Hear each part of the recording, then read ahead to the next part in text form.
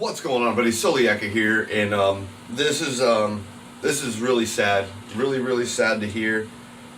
If you haven't heard, there was 3 close friends massacred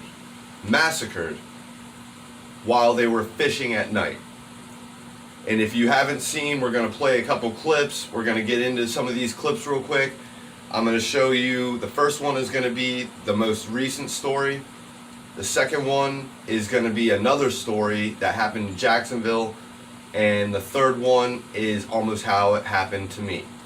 So we're going to get into these clips real quick. Stay tuned, and then we're going to talk about what happened in Polk County.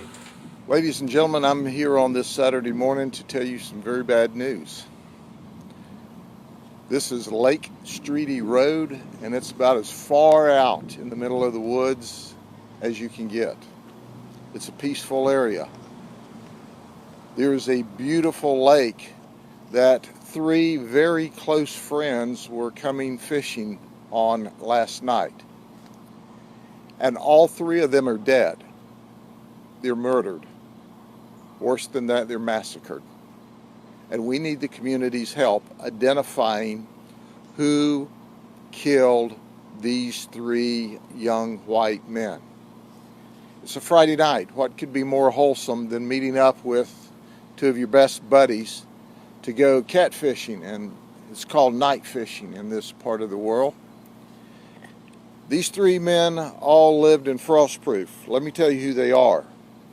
Brandon Rollins, Kevin Springfield, and Damon Tillman. Now, they're victims, and according to Marcy's law, you're not supposed to release their names. However, we got permission of the family to release their names because we want the community to know who they are and to know that they were viciously murdered and to know that we need their help. Here's what occurred. They were to show up here in 2 separate vehicles. So Damon Tillman in his red pickup truck apparently arrived here first. What I give you is certainly conjecture and all subject to change. This is just what we see from the crime scene, and most of that we're going to protect. But it appears that Damon showed up first, and he was murdered. And it appears that while the suspects, and we certainly believe there's more than one, were in the process of murdering Damon, that Brandon and Kevin showed up in a white pickup truck. And they were shot up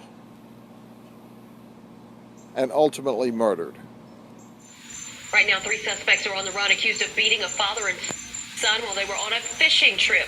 I'm Tanika Hughes. And I'm Ben Becker. This is CBS 47, Fox 30, Action News Shacks at 11. Now, the 2 men were fishing off the pier at the Nassau Sound when they were surrounded by kids. Action News Shacks' Amber Kriska is live. Amber, deputies told you the men were beaten with baseball bats. Deputies say after the son and the dad told the suspects to stop swearing at their kids, they say the 3 men pulled out baseball bats and attacked them. Now, when deputies say they got here, they say the son was sitting in a chair bleeding with some serious injuries to his face. You can hear the sound of the fishing lines being reeled in. A strong smell of fish. Some are waiting hours to catch something, while others, like little Gus, are more successful. He has little teeny tiny. It's a place where many families are spending their day, and the last place they say they would expect a violent attack. To hear that someone actually was assaulted out here on the pier is pretty devastating. Deputies say a dad and his 30-year-old son from Lake City were attacked on the Nassau Sound fishing pier early Sunday morning. According to this report, as the 2 were fishing, the suspect's children started riding scooters around them. After the dad and his son asked them to stop, investigators say the suspects started swearing at their kids. Deputies say the victims then approached the 3 men, telling them they did not need to talk to their kids that way. The 3 men then allegedly grabbed baseball bats and started hitting the father and his son. Both were taken to the hospital. The 30-year-old man, deputies say, has severe facial damage and fractures. Oh my God. It's hard to believe that would happen here. Deputies say those 3 men are on the run, but they do not have a good description. They are hoping witnesses will come forward. Well, that's terrifying. I hope they catch whoever was responsible for it. Again, you can see some fishermen out here late tonight. Deputies say there were people around when this attack happened, but they say they did not hear anything. Now, deputies also say that the son and dad, they had 6 of their fishing poles and a tackle box stolen. Reporting live in Nassau County, Amber Kriska, CBS 47 Fox 30 Action News, Jack. Just imagine it's 2:30 in the morning, it's dark, and this is about to happen to you.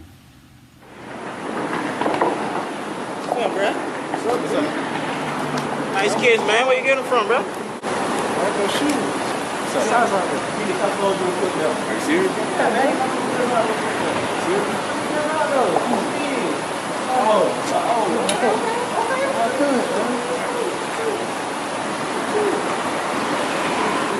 All right, I'm going to be basically reading off what's been going on, some of the news stuff and some of the articles and things like that. It happened, I believe, last night. They're covering it today. There were 3 young men massacred during a fishing trip in Frostproof on Friday night. Sheriff Grady said this was one of the worst murder scenes he'd ever seen. He's been a sheriff there for a long time, and you know, when he's saying this is pretty bad, it's probably pretty bad. I'm sure more will come out later, but there were 3 people. I don't want to try to, it doesn't matter, it's all public record anyway, but there was, the 3 people were Brandon Rollins, he was 27, Kevin Springfield, he was 30, and Damon Tillman, he was 23. They went fishing on Friday evening. They go on to say that they believe that there were one or more individuals. They were beaten and shot. So whoever was out there had bad intentions. One of the Brandon Rollins called his father right before he passed. He called his father. His father had rolled out just before he passed and got to talk to him, which is like I couldn't even imagine. Like this is extremely tragic. Yeah, they say one or more murderers killed the 3 people in a small country community. And they were just out there going to catfish. They were going out there to go catch some catfish. They were fishermen just like me. If you don't understand, these gentlemen were all old enough to own firearms. This law could have, I'm not saying if they were out there open carrying or even if they would have had a firearm, would it have saved their life? Could it have? Possibly. You know, whatever happened, I don't know what happened. I wasn't there, but from what I do know is these guys went out to go catfishing at night.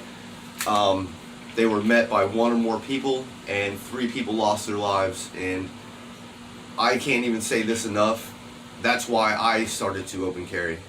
You know, I was under a bridge one night, just going through my everyday thing. Never had any incidences where somebody tried to come down and tried to rob me or anything. And that was the night that that evil stuck his head out. And for these guys, evil stuck its head out that night, and 3 people lost their lives. I really hope somebody steps up and says something, because, you know, once again, if these guys were just out there fishing, minding their own business, doing whatever they were doing, I don't like why this had to happen is beyond me.